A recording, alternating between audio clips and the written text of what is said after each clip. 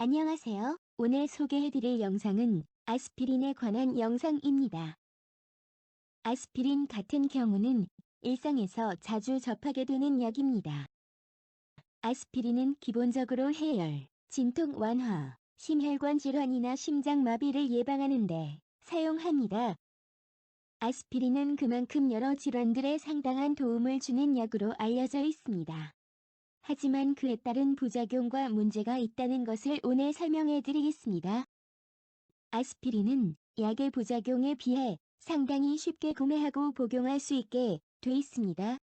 이것이 문제가 되는 이유는 쉽게 구매하고 복용할 수 있다는 것에서 아스피린을 먹는 것이 일상화가 될 수 있다는 문제입니다.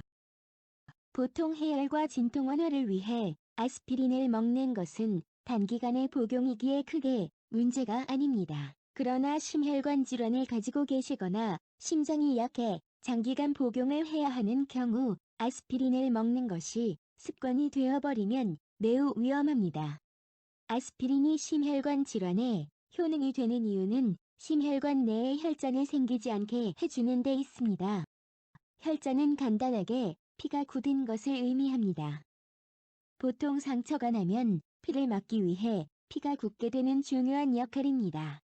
그러나 심혈관 내에서 혈전이 생기게 되면 혈액이 움직이는 공간을 막게 되면서 심혈관 질환을 유발하게 됩니다. 이러한 설명을 드린 이유는 아스피린을 먹어야만 혈전이 생성되는 것을 억제하게 되고 결론적으로 심혈관 질환을 앓는 많은 사람들이 아스피린으로 인해서 심혈관 질환을 치료할 수 있다는 인식을 가지게 됩니다. 그렇게 되면 결과적으로 아스피린을 습관처럼 복용하게 되는데 아스피린은 부작용이 많은 약이라는 것을 아셔야 합니다.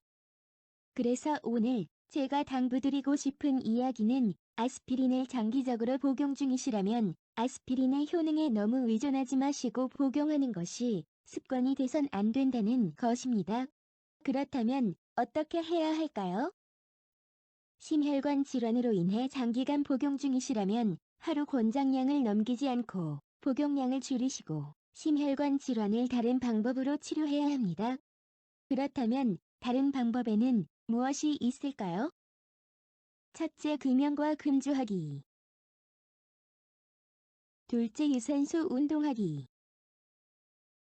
셋째, 건강한 식습관. 정말 기본적이면서도 별거 아니라는 생각이 들지만 이 세 가지를 실천하는 것이 상당히 어렵습니다.